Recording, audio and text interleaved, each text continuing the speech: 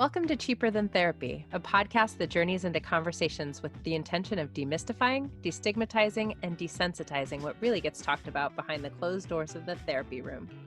I'm Vanessa Bennett. And I'm Danae Selkin.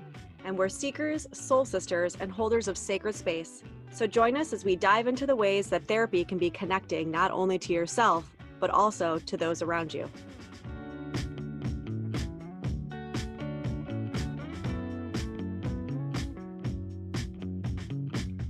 So today we are talking to Nicole.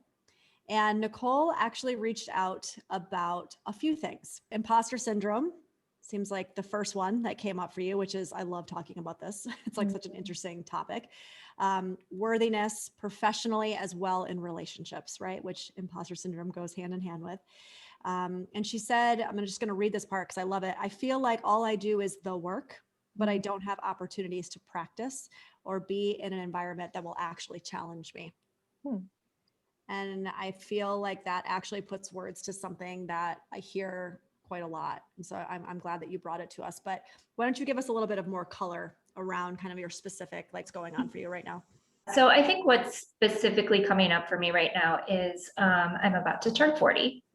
And it's, this time of year, I usually go into this deep depression of like, oh, it's another, I have a little bit of trauma around my birthday and acknowledging it and what to do, but it's just a huge transition year too. So, and I know that's not just for me, it's globally people are in this, and it doesn't matter if you're graduating college or if you're in your 40s or your kids are empty nesting or, whatever the case may be. And so I know I'm not alone in this transition, but so I've always been hustling. I've always had 2 or 3 jobs just to basically survive. Nothing that I've ever really had passion for. I have a graduate degray, quite a few certificates. I keep going back to school. I love learning. I love, but I think that that's going to make me happy and content with where I'm at. So that being said, I had a pandemic baby last year and started a business, and really excited about it. I can't wait to actually do that type of work instead of what I'm actually doing. But that imposter syndrome, especially this time of year where I'm getting another year older and I just don't feel qualified to be able to give people what they need and also satisfy my needs.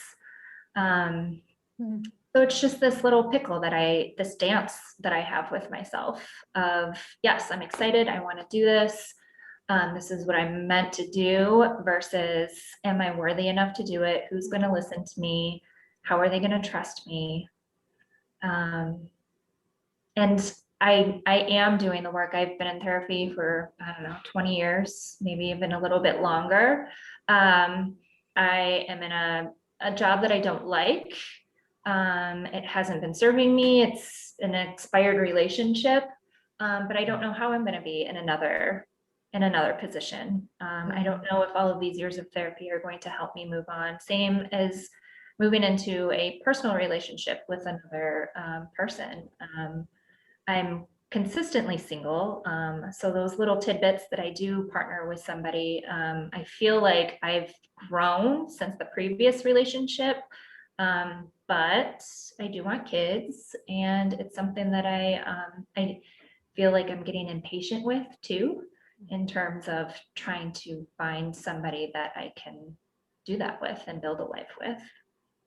Okay. I just had a clarifying question, Nicole. Did you say something about a COVID baby, or did I just completely? I called it my business, my pandemic baby. Okay, I'm sorry. I was birthed the business. I was like, wait a minute. I thought you said something about it. I got it. Okay, got it. I have to first. What's coming up for me is first to put words to, maybe not commend isn't the right word, but let's say put words to the fact that you so clearly said /know that whatever this business is that you've started feels right for you and it feels like what you're meant to be doing. So the reason why I want to go back to that is because in all of the information you gave, that almost felt like a fleeting or like something that just was one of a million points that you gave. And I actually think it's worthy of stopping on. Because so often we can get caught up in like the work. And it's like, wait. Like you just said that you're like this perpetual student and you're always like, what do I want to do? It's like, but you also started this thing that is filling you up. So can we like recognize that before we just continue on with the rest, right? Yeah. Yes, we can. Yeah. Good. Yeah. Yeah, I feel like I want to put words to, there's so much about everything you said, Nicole, that not only do I relate to, but that so often is like the dynamic with so many of my, I'm going to say female clients, especially. And a lot of this is societal patriarchal conditioning, right? Which is a little bit of don't be so sure of yourself. Don't be so grounded in like what you know you want. Don't be too big and boisterous and powerful in this world, right? And here's why I love that you're turning 40. Oprah talks about this a lot, but I'm 42. And I will say there is something alchemical that happens at 40 that is just a little bit of you becoming the person that you know you should have been all along. A little bit less of like an apologizing for myself, a little bit less discomfort in my skin. And I think that it's really powerful that this business that, you know, Vanessa's speaking to, you feeling just the sense of like, I know this is true for me, is when this is coming to fruition, right? Because it's like, now maybe I'm ready. Maybe I'm ready to step into my power in this way. And I think, you know, what you were saying about like, I have all these degrees, I have all this knowledge, I have all this study, I think is what imposter syndrome sort of like tangibly, like that's what that looks like one more degree and then I'll be worthy, one more letter behind my name and then people will feel like Take I'm me enough. seriously. Yeah. Yeah. And I think it's one of those places where we can't sort of feel it until we're in the felt experience of doing it. You know what I mean? Yeah. Yeah, I will say one thing that I am excited about turning 40 is I think I have reached that point where I feel that I have enough education but lived experience for people um to want to learn from me, where I can also be a mentor. And I think that was a big pivotal point for me to realize, like, I've always felt like no matter what, and I think we do hear this a lot more too as women, is you're not old enough, or, oh, you're just a baby, or, you know, you're too young for this. And I catch myself saying like, oh, you're probably too young. And I like slap myself on the wrist because I'm like, I hate it when people say that to me, because it doesn't matter how old we are, the amount of lived experience that we have could make up for all of that. Totally. Absolutely. I think it's such mixed messages from society. Like on the one hand, we celebrate youth and we should all be fighting against this natural train that we're all headed on in one direction. And on the other hand, it's like, you know, you're too young and inexperienced and lacking in wisdom to be able to step into the truth of what has been there, if we're honest, all along. But I think there's like a, you know, as we age, as women especially, I just think there's less of a like a willingness to buy into that nonsense. It's like a less of a tolerance for it almost. Yeah. Right? And there's like, and here's what I will say about the imposter syndrome, because I can totally relate with that. And I've, you know, I spent the first part of my career in my life, 10 years plus in corporate, climbing the ladder, doing the jobs that like, in one hand were fun and I liked and I liked the people. On the other hand, it made me want to like, you know, throw myself off a bridge sometimes. I hated it so much. And even now, I still have these feelings of imposter syndrome, but the difference is as I've aged, I'm less likely to allow those feelings to keep me stuck and not doing, not moving forward, than just kind of acknowledge them with compassion, put words to maybe where they're coming from, especially if it's like a societal thing, and then do the thing anyway. Because whether it's, I don't know, asking for your needs to be met in a relationship, or whether it's showing up in a career and owning what you know you can own, it all comes down to the same thing, which is like, you got to do it in order to prove to your nervous system that you can do it and survive it. Right. It's a little bit of that dance of like one step forward, two back, one forward, two back. And without that, I don't know that there can be that felt sense of like, actually, I'm really fucking good at this. Like, actually, I know what I'm talking about. Because I don't think we can get that in books, right? Mhm. Yeah. You did say something that I thought was interesting because you said how you feel like you're not being put in the spaces of getting that practice, right? So I also want to pull that into the room because I actually would challenge you that you're probably getting that opportunity in this world of work. But I understand also, because I have felt this way before too, it's like I'm learning all of this stuff relationally, and I don't know that I'm actually being put in situations where I can put it into practice. And so I guess just maybe like tell us a little bit more about that. Yeah. I think some part of it is almost like, I'm going to say working in the corporate world right now is half like gaslighting in a professional setting of I went to school for this and I learned to do things this way. I, did all of these certificates and to be a better person and to bring these things into, my division or whatever. But when leadership says, oh no, we can't. And then I'm like, oh, well, am I wrong? Did I understand that inappropriately, or am I dumb? Like that's the part where like the imposter syndrome really hits me is like, did I misinterpret that as I was learning it? Is this the real world or is this a bad leader? Right? Those of you guys who can't see me, I'm making an eyebrow raise like face right now. Like I kind of think that sometimes we have to just start trusting in ourselves. Yeah. Like I don't care what you do for a living. I think everybody can collectively say that our corporate environment in this country, at least, I'll just speak to this country, is fucked up. Can we just like say it for what it is? Like it is fucked up. It's toxic, right? There's a lot of gaslighting. There's a lot of. Could you please stop sugarcoating what you're saying? Like, I can say it like it is, right? Like, and this is coming also from a lot of experience myself. Like, I could not shake my head hard enough in like feeling into what you're saying. And I think we have to remind ourselves that the fucked upness couldn't continue unless the people at the top perpetually made sure that we did not trust in ourselves. Yes. Right. And here's the thing. I don't blame them because they're just a byproduct of the same system and they came up the same way that we came up. Right.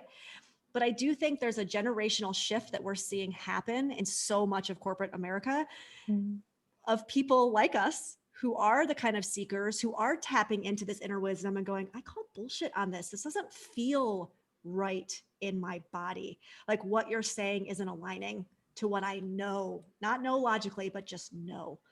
Right. And so there's so much of me, like I'm so worked up about it because obviously clearly you can just see that like this is a very passionate kind of topic for me too, having felt it.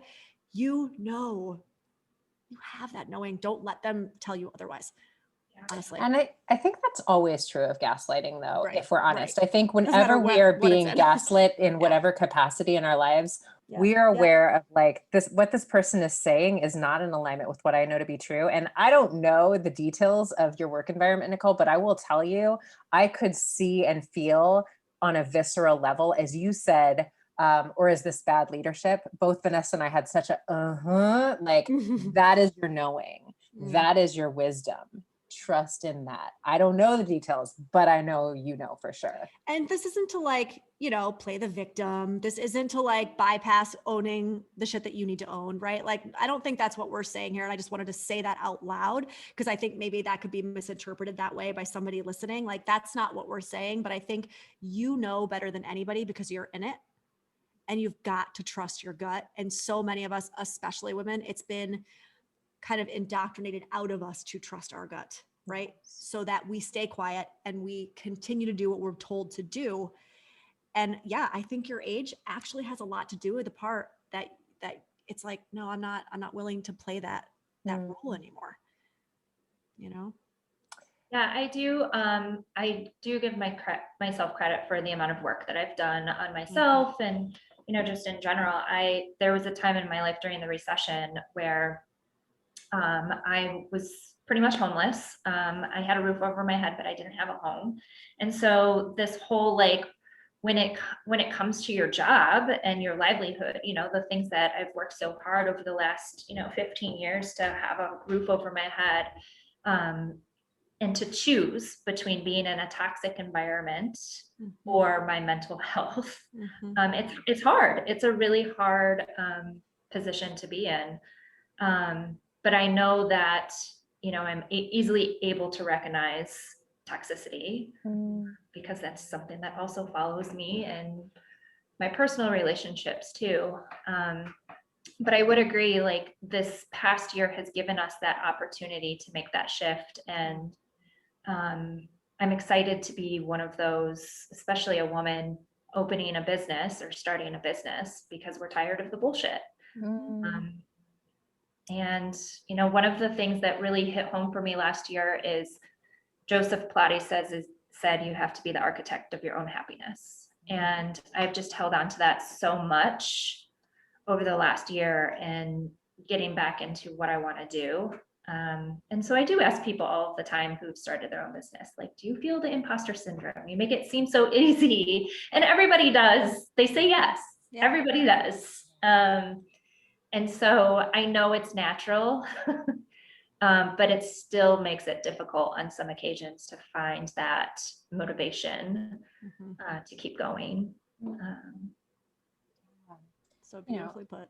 Yeah, absolutely. And I really want to thank you for speaking to when we've experienced any sort of trauma. And I think, we can experience trauma around finances and around money and around not having enough that can really bring a somatic experience into the body of sort of like, I shut down in moments where I'm afraid of the possibility of being back in a space where I didn't know I was going to be safe. I was going to have, a place to live, food to eat. Those are real experiences that I start to experience like I would any other trauma in my body.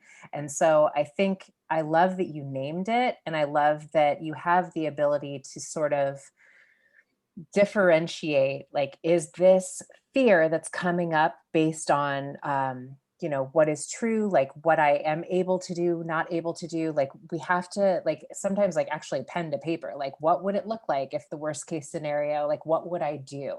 Like play out the fear that starts to come up, so that I can like sort of send that message to my nervous system. Here's how I would be okay, right? Like here's the tools and the skills that I have now that I've gained through all of that fighting my way back into a space where I'm okay now, and I would be able to do that again. And I love what you said about being the architect of my own life, because if there is something that I have this strong desire to do, I believe, Nicole, that is because that is what the world needs from you. Yeah. So it becomes a little bit like when I feel the fear come up, I drop into the space of love and say, but like, what is love telling me is my next steps in terms of what I'm building? And it sounds like that's already the path that you're on. Well, and also service, right? Like if we believe and we tap into this idea that when you have that felt sense of like, oh, this is it, like, this is what really gets me going. There's so much information in that is so much bigger than anything we can understand or put words to.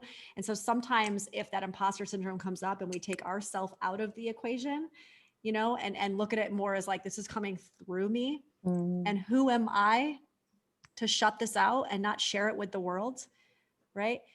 It does, it takes us out of it. Like there's a little bit of, and it's not to say like we're being selfish, like this is all very normal, but it does help us bring it back, right? Like bring it to that macro and say like, oh, this is so much bigger than me. Feeling uncomfortable, And, to the point you're making, I find that we can sometimes be braver for others than we can for 1000%. ourselves, right? Like I can make this happen for you, but if it's just about me, I can get a little stuck in where I'm afraid. But if like someone I care about, or even like society at large is somehow going to benefit from what I can offer and how I can be of service, then I'm able to sort of get out of my own way a little bit sometimes. Yeah, it's always so much easier to do for others. Totally. In no matter what situation. Yeah. Totally. And it just is, right? Like, I don't think we're ever going to solve that conundrum. Right. Like, let's just use it to our advantage. And if that's what we need to get motivated, then fine, so be it. Yeah. I definitely recognize that now. where I have been paying more attention to what do I need, instead of what do others need. And I can at least recognize it. It doesn't make it easy, but another slap on the wrist, pinch myself, whatever. Right. Maybe a soft pinch, maybe not a slap. Let's bring that compassion back into play, right? Yeah. And I think it is like, I can hold myself with compassion because again, this is like what we're conditioned This is to do, survival too. right? Like this is who we were trained to be. Like Yeah. we've done what we were taught very well. And now that we recognize it, it's not what I have to do anymore. Like I'm actually allowed to stand in my power. I'm actually allowed to go after the things I dream of doing. And I think that's such an exciting, like you're like right there on the precipice. It's like the most exciting moment. Yeah. Yeah. I am excited about it. I'm more excited than not. But yeah, there's just those moments where it doesn't matter how you talk to yourself. It just, it's still, It's not brave if you're not scared. right. Yeah. That's true. And to kind of pull this back into like that dating conversation, I mean, you are moving forward consciously into a life of presence and of purpose and of choice. And I do believe that in that space is where you find people that will match you or even maybe be a little bit above you, that they're going to kind of pull you along, right? And so there becomes a little bit less of like a clinging or like a desperation and like, but I really want to meet this person. I really want to find this person. And it's more like, I'm actually leveling up everything right now, like my emotional state, my, everything. I mean, my relationship to finances, my relationship to myself and like what I need. And what comes along with that is a very different kind of attraction and very different kinds of people, even friends, right? Like energetically, it all shifts. You don't just shift one part of your life. And so, I say that to almost say like there, maybe find a little bit of faith in you actually don't want to find that person yet. Cause like it wouldn't probably be your person. Like you're shifting so much that this is the space that you want to find a person, Well, and when I'm birthing a baby, like sometimes I don't need to find a person. that's the energy, like that's what needs my energy Yeah. right now, Yeah. like I need to give that all to my baby. And you have something that you are really passionate about bringing to fruition into this world. So it feels appropriate. Yeah. Yeah. Yeah. It's just, those, I actually have been pretty okay with wanting to date, but now like with COVID, it's like, well, how? Like I'm not, I'm not out meeting people. I'm in my same COVID crew. So we know the same people. Online apps is just not something that I can tolerate. And so God, if I had $1 for every person that says that. Someone needs to develop something for those of us who don't want to do online dating. Yeah. I have a couple ideas, but could you bring that to the world, Nicole? But yeah, it's that practice, right? And it's that like, can I do this? Can I still do the work on myself while I'm in a relationship? That's where the work happens. And that's right. And that's something that I have done over the last 20 years, but now this last year, the amount of growth has been astronomical. So it's a different level of working on myself, and now my business too. Well, and I would say that the 20 years of tool development that you've had is going to make it, I mean, I'm not positive, but I would say it's probably going to make it less likely that at the first sign of being triggered, you're going to pull the escape hatch. Right.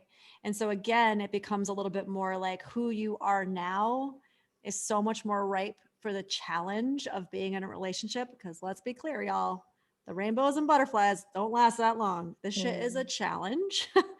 And you are primed for the challenge. Whereas I don't know, maybe were you a year, 5 years ago, And so, yeah, I don't know.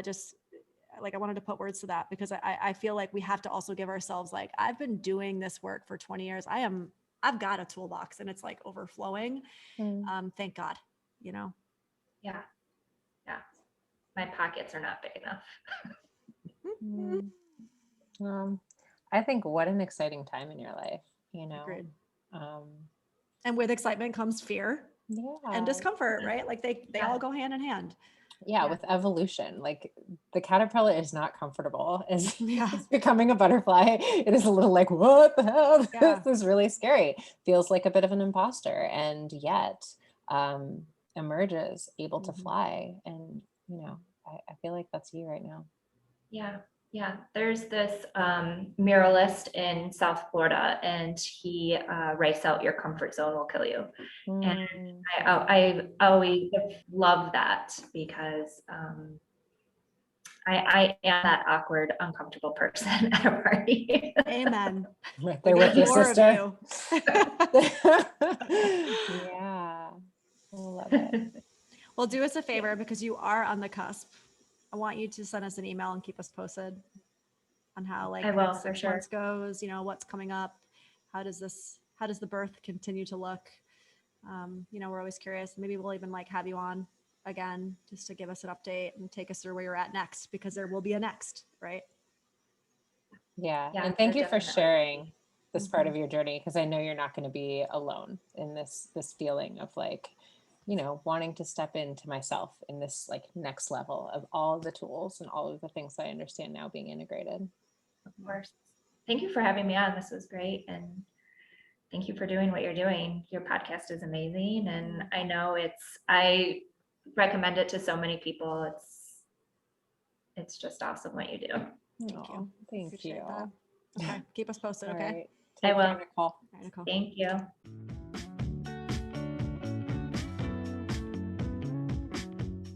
I swore a lot in that one. I'm sorry. I love it. I was love it very when you get New passionate. York on me. I'm so passionate. God, the corporate society needs to change. It is just like a vice around the neck of humans. And it's so true. I mean, anyway. I was really grateful that you were in the room because I do think you draw from so much of your life experience in speaking to so much of what was coming up for her.